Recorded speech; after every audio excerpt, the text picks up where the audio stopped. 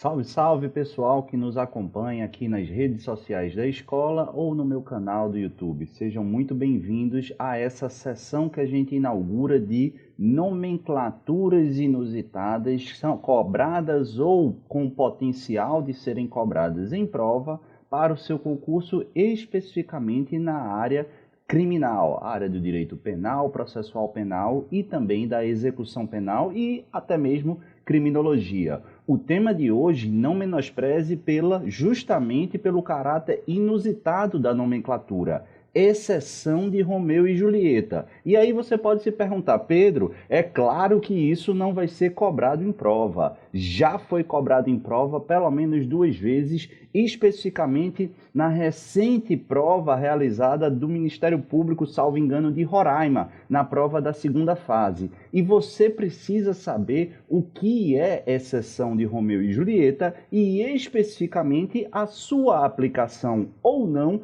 na seara criminal. Pedro, qual é o sentido dessa nomenclatura e mais? O que é que eu preciso saber que está por trás dela? A ideia dos vídeos aqui não é simplesmente te dar uma definição, mas sim, e mais importante, contextualizar a razão e o que está por trás dessa nomenclatura, porque assim a gente faz o estudo produtivo e efetivamente traz uma revisão específica, interessante e produtiva para o seu conhecimento. Sem mais delongas, vamos analisar o contexto dentro do cenário jurídico em que envolve essa exceção de Romeu e Julieta, para aí sim a gente adentrar na razão da nomenclatura. Pessoal, quando a gente fala em exceção de Romeu e Julieta, a gente não pode se divorciar do pano de fundo dos chamados crimes contra a dignidade sexual, que foram remodulados a partir da Lei 12.015 no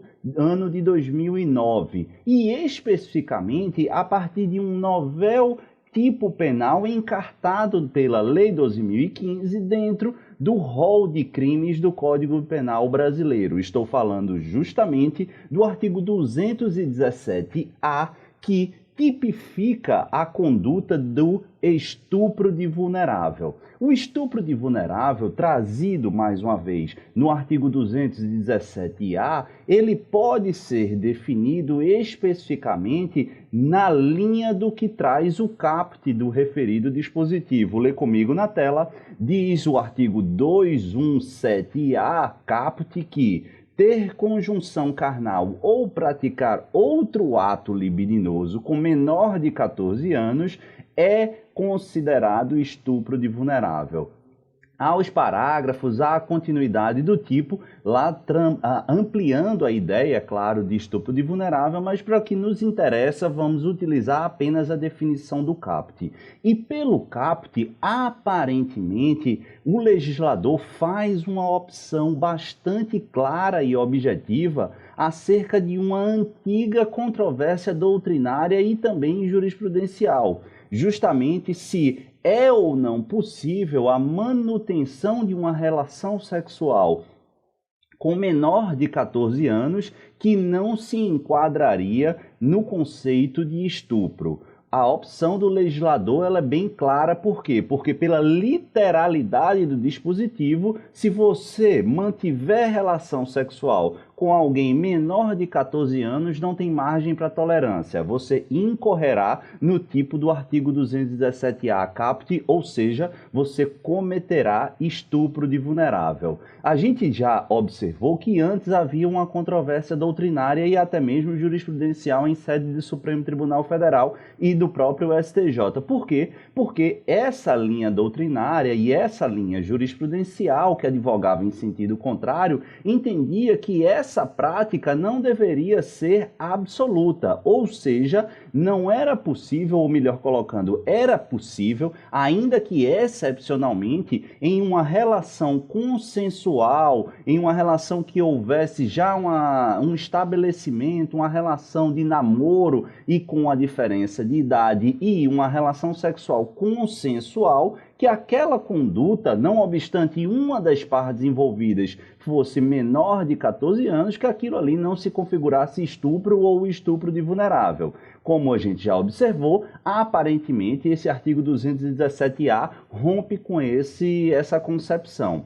Mas aí a gente vem observando alguns julgados em Tribunal de Justiça que ainda insistem na utilização desse entendimento. E aí, será que mesmo depois da Lei 12.015, essa compreensão ela é absoluta? É justamente aqui que reside a possibilidade ou não de aplicar a exceção de Romeu e Julieta. A exceção de Romeu e Julieta, pessoal, presta atenção aqui, seria justamente a exceção à aplicação do artigo 217-A caput.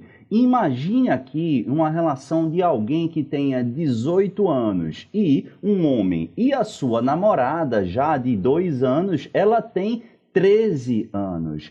A manutenção de uma relação sexual entre A com 18 anos e B com 13 anos, ela é criminosa? Para a parcela da doutrina, conforme a gente viu, sim. Por quê? Porque se trata de uma aplicação literal do artigo 217-A. Não importa que o relacionamento já fosse estável, não importa que houvesse consensualidade, acordo, em comum acordo, que não houvesse violência. Fez relação sexual, manteve relação sexual com menor de 14 anos, presunção absoluta, trata-se de estupro de vulnerável. Ocorre que, conforme eu disse, há a possibilidade, ao menos em tese, de excepcionar essa aplicação absoluta, justamente através da exceção de Romeu e Julieta. E por que a exceção de Romeu e Julieta?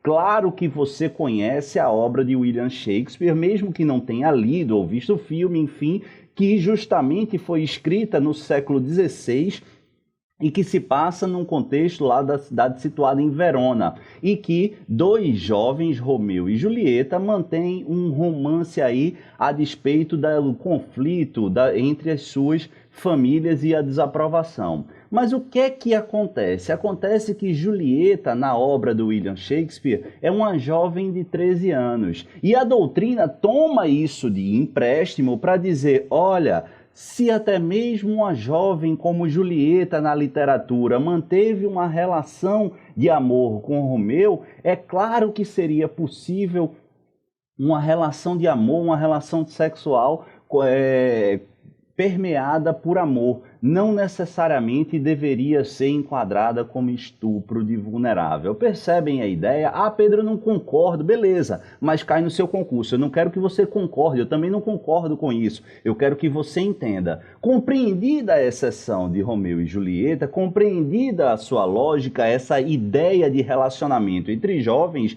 eu quero saber, e é justamente isso que você vai precisar responder na prova, havendo consentimento, é possível flexibilizar o estupro de vulnerável? Volta ao meu exemplo. João tem 18 anos. Maria tem 13 anos. Eles mantêm uma relação sexual, só que há consenso, há amor, são namorados há um bom tempo, se conhecem há bastante data, há bastante tempo. E aí, deve flexibilizar? Pode flexibilizar? Em razão da pequena diferença, sabemos que uma doutrina entende que esse critério deve ser flexível e não absoluto, mas a doutrina majoritária e a jurisprudência dos tribunais superiores caminham em outro sentido. É absoluta a presunção de realização de estupro de vulnerável quando você mantém um ato libidinoso com um menor de 14 anos. Beleza? Então presta muita atenção. O que está por trás dessa decisão é uma compreensão especificamente do STJ, do Superior Tribunal de Justiça,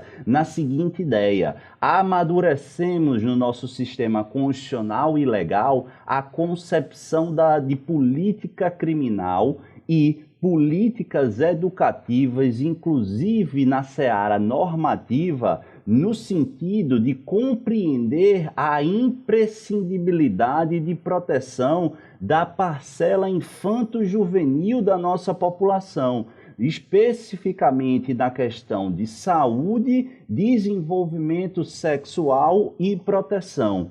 É nesse contexto que, em 2009, encartamos no nosso Código Penal a ideia de tipificação do estupro de vulnerável. Nesse sentido, após amadurecer bastante a ideia, o STJ, em sede de recurso repetitivo, presta atenção, pelo amor de Deus, asseverou que não há que se aplicar a exceção de Romeu e Julieta. O artigo 217-A, caput, traz uma ideia absoluta, não deixa margem à flexibilização.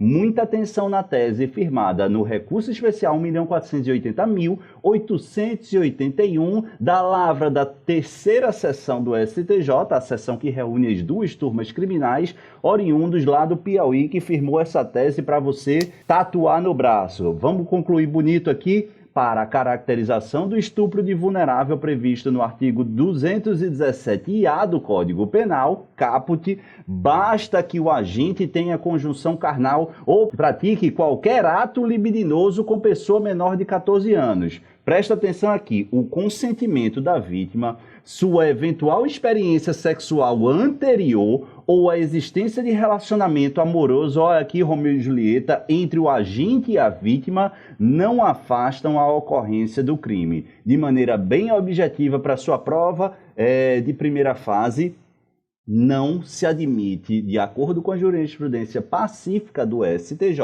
a exceção de Romeu e Julieta. O artigo 217-A, caput, não comporta flexibilização, porque, de outra sorte, firma uma lógica absoluta, uma presunção absoluta. Pedro, isso cai em prova? Repito, isso caiu em prova, isso vai cair em prova, isso continuará caindo em prova, por quê? Porque muita gente erra. E seu examinador tem maldade no coração. A boa notícia é que se você viu esse vídeo, você não mais vai errar. Ficou com dúvida? Comenta aí embaixo que a gente vai tentar esclarecer. Gostou? Comenta também e nos dá esse feedback. Beleza? Espero que tenham gostado. Um beijo no coração, um grande abraço e até a próxima dica.